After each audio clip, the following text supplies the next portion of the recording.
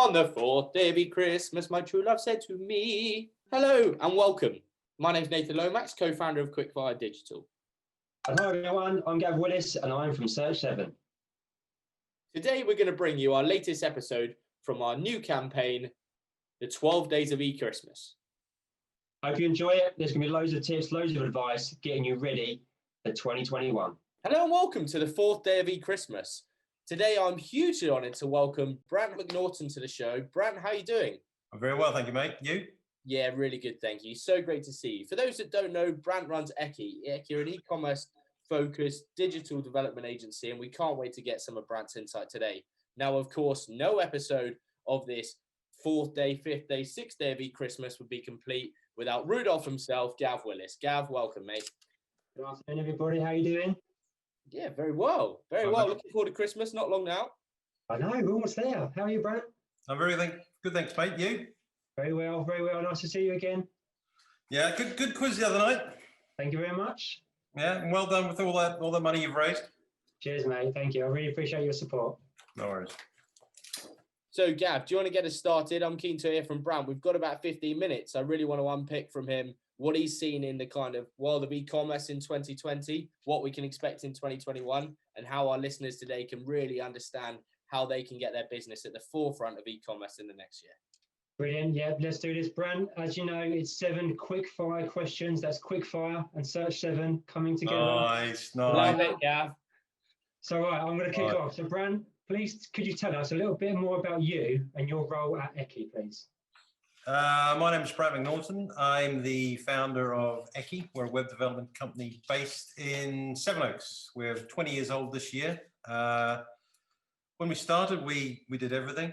Did a bit of search, all that sort of stuff, Gav. But now we focus primarily on custom e-commerce development, system integration, rescuing orphan data, connecting to the dusty silver box in the corner of their office.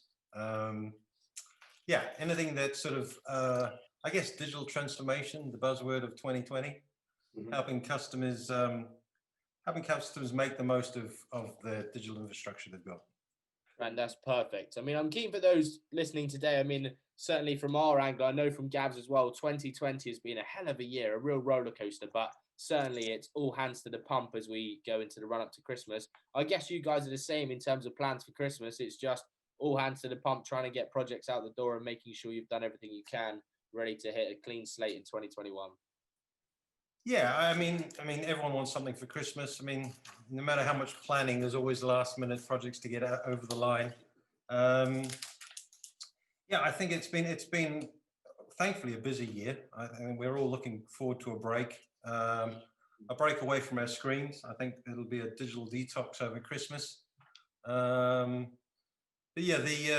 It has been a busy. I mean, it's getting busier. We've got quite a few retail e-commerce clients that, that's now their sole source of income. So we're on top of it, making sure that they're working as optimally as they can and getting the stuff out the door. Yeah. Brilliant. Cheers, Brant. And I mean, I know Nate alluded to this a moment ago about it has been a really tough year. I know there's been a kind of influx in, retail and e-commerce, etc. But how have you seen the pandemic affect people's online behaviours? I think people will buy anything. You're stuck inside. I think obviously e-commerce is convenient, it's quick, and you order something and potentially it's there the next day. I mean, it's convenience really, and with all the spin and the scaremongering in the press about catching COVID down the local supermarket, everyone just, it's easier to sit in your bedroom or sit wherever ordering online, I think, but people are buying an awful lot of stuff. I think, not necessarily a good thing, but it's keeping businesses afloat. I mean, customers that have had shops that have all closed, I mean, they're thankful for e-commerce because otherwise they can't keep their guys employed. Yeah, I'm interested to see, Brant, certainly from our point of view, we saw that a lot of customers reworking their online store. Maybe they realized it wasn't fit for purpose, and maybe it was booked into doing 2021, 2022, but suddenly COVID's really accelerated their digital plans and have thought, oh crumbs, actually we are behind the times and we have to catch up. with design, build, UX, all that good stuff so important, how do we think the future of retail is going to take shape going into 2021? I think mobile is going to be more important. I mean, you can sit on the bus and buy crap now, right? Yeah. But I think speed. People are impatient. I mean, people want everything tomorrow or yesterday. So I think there's a lot of optimization, people speeding up their sites, people making it quicker to get to checkout. I mean, we built our first website in 2002, and our theory was you want someone to put something in their cart within 3 clicks and check out. I mean, it hasn't changed today, but I think people are going to become more efficient. I think sites are going to become more sort of tailored to the visitors, so they're going to know what they like, what they don't like, and basically get them to check out quicker, because attention spans are dwindling daily. So, Brant, there's lots to unpick there, but essentially personalization. So almost you're getting a tailored shopping experience, whether you're male, female, based on your previous shopping habits, perhaps in your interest or sizes, etc. So almost the website knows about you and can almost give you a personalized shopping experience. We're also talking about GDPR compliance. Yeah, exactly. And I guess they'll have to work around that, but being able to shop anytime, anywhere, at your convenience, almost bringing the shop to you as opposed to the other way around. No longer are we stuck with this, okay, we can't trade past 5 o'clock or whatever. Essentially, you want something, you go on, you get it. And like you say, 3 or less clicks, it should be there arguably next day. What do you think in terms of the drone delivery setup? We see Amazon going into this market. I mean, in terms of delivery, when you're doing sites for clients, are they still sticking with the traditional DPDs, Royal Mails, etc., or are you seeing anyone branching into those newer technologies? I think everyone's delivering it next day. I mean, people are saying, right, if you order it by 3 o'clock this afternoon, we'll get it to you for 9 o'clock tomorrow. I haven't seen too many drones flying over, Nathan, to be honest. I think that's maybe a little bit futuristic, and maybe we'll see that in a couple of years' time. But certainly for now, I've seen a lot of those kind of countdowns, like you say. You've got 3 minutes, 2 seconds to order before essentially you'll miss next day. But it's just like those auction sites that used to, you go on, I don't know, with a voucher or something like that. There was time limited, so it makes it sounds like a scarcity. So again, you're pushing them down the shopping route quicker. And so it's all about sort of perception and go, right, well, this is, I'm running out. I want it tomorrow, order it now. So just helping speed that process up. I mean, Booking.com do that perfectly, right? With, okay, you've got 150 people looking at this property with 1 bedroom left, and you're like, oh, I better buy it because they don't want to miss out. And that you sell on the fear of missing out as opposed to perhaps the features and benefits you would have sold on traditionally. Yeah, I mean, you saw it on things like Zappos as well, that when they retailing shoes, that someone bought this, someone bought this. It's just sort of, I've got to get on the bandwagon. Yeah, it's interesting with that herd mentality, I guess, when people are like, okay, well, if they're buying it, then crumbs, I better also buy this. Or you look at Amazon, right? People that bought this also bought this. And they go, well, if someone else did that bundle, then I'd better do that bundle because I don't want to be that poor relation that's only getting half of it or not getting that. Or I need extra crap, right? We've got so much space. Brilliant. I mean, that's great. That kind of covers off my next question as well in terms of social shopping and real-time shopping. So I'm going to go on to the next question. So obviously you mentioned earlier about everyone's stuck indoors, everyone's buying literally everything they can at the moment. It's more convenience. But in terms of next year, and I know earlier we had a little chat about travel. We spoke about how that can change next year. So tell me a bit more about what you expect to see next year in terms of travel and more experience-led e-commerce. Well, I think everyone's been comfort shopping, Gavin, this year, right? So, I think we've all been stuck indoors. We'd all much rather be somewhere warmer, somewhere sunnier. I think travel is the travel and aviation industry has had it probably one of the toughest industries hit this year. Yeah. I think they're not going to have to work too hard to attract customers because everyone's going to want to get out. But I think there'll be some innovation come along. I think there'll be some good ideas, some new ideas. There'll be some AR, some VR probably. But I think it's a given that everyone's going to be going away next year, and so that'll be the next thing. I mean, there's only how much again stuff can you buy? I mean, it's all about the experience rather than accumulating stuff. I think. And it'll be, I mean, 2020 has all been about consumerism, and I think next year's all going to be about experientialism. It's interesting your point about experientialism, because a lot of the inquiries we've had this year have been around configurators and how you can really tailor that product. So you're not just buying a off-the-shelf product. Suddenly you're changing the trim, and you're changing the color options, and you're changing this and changing that. And I definitely think that's the future of e-commerce.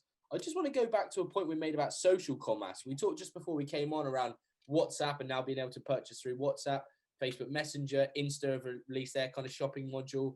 Again, I guess we expect to see a huge boom in social shopping going into 2021 as well. Yeah, I mean, again, these people, I mean, people viewing on the social platforms, they've got a captive audience anyway. You're sucked in. Suddenly you see something on Instagram. It's so easy to get in.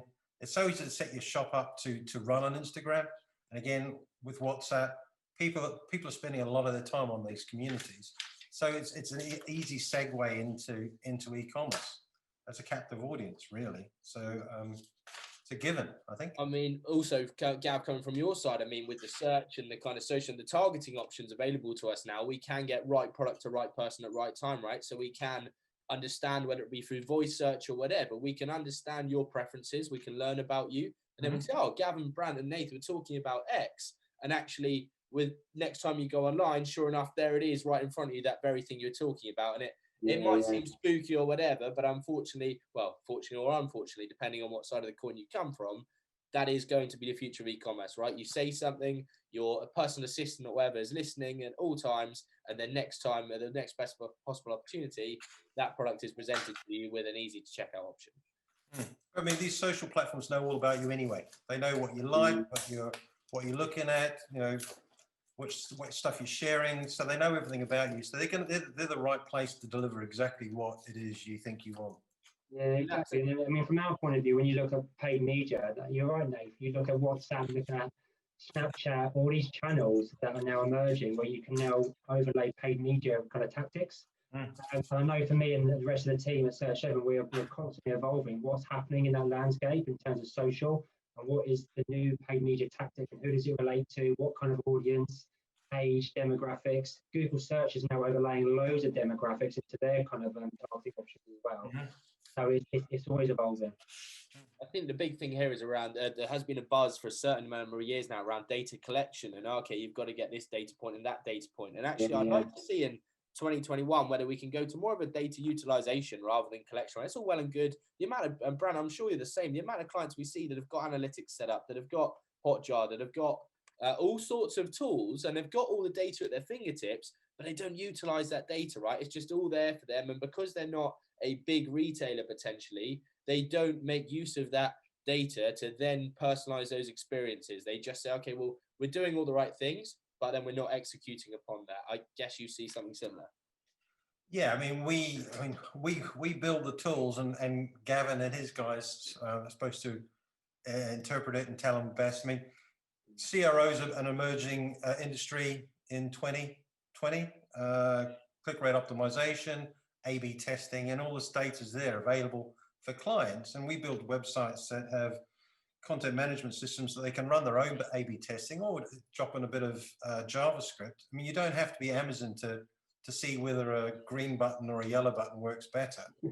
So I think, yeah, more and more sort of just tweaking. I mean, now that Christmas is calming down, New Year, you get people to sort of experiment a little bit more. It's no longer so mission critical to get these things out the door. But I think all the tools are there for companies, no matter what size, to do this A/B testing, to do this, and using data to deliver the best optimal experience for their visitors. That's a great share, actually, in terms of accessibility of some of these platforms that previously were maybe cost prohibitive, or previously you had to have certain numbers of users or whatever. Actually, those barrier to entry have been brought down significantly with open source CMS platforms, and also custom CMS platforms where you can bolt into third parties and you're not having to build everything from the ground up. Actually, what would have maybe been 20, 30, 40, 50,000 pounds worth of development can be halved, and then you can reallocate that budget. Hang on. Yeah, we got to eat. We got to eat. We got to eat. Here we are. However, you can reallocate that budget to more interesting development, which would still be used with There you Ecce, go. but it would have been Hey. something that you would have done previously. So you Well guys, saved. Well saved. you guys Well will go into more custom development where actually those things don't exist, but a lot of those things you previously would have spent on are actually there and off the Yeah, shelf. sort of stuff that is a given, right? That you shouldn't be having to spend money on. You can now spend it on the accoutrements, so to speak. There we are. Perfect. Right, So, Gav, it's one been more question absolutely from you. brilliant chatting to you today. Thank you so much for your time. But we must end with a big question. This is probably the biggest question. What is on the top of your Christmas list this year? A ticket to New Zealand. I mean, it doesn't have to be first class, guys. I mean, you know, but just a ticket to New Zealand. Yeah, I don't really want to. I mean, if I'm going to have to quarantine in a hotel, make it a decent one. All right, okay. And yeah, Christmas with the family back home in New Zealand. Oh, nice. If possible, please. Love it. Always good to catch up, Brant. So glad to hear that things have been going well for you guys. I hope Santa does grant you that Christmas wish and allows you to get back to New Zealand, spend it with the family. As always, lovely to have you on. I hope you listening have found it useful. If you want to find out more about Brant, I really encourage you, connect on LinkedIn, go check him out, find him on any of the social channels or go through the website. He's a really top bloke, always willing to give up his time, incredibly knowledgeable in the world of e-commerce, and well worth having a conversation. Brant, as always, great to catch you up. Thanks, boys. Thank you for listening, and we'll see you on the next day of eChristmas. Have a great Christmas, everyone. See ya. Bye.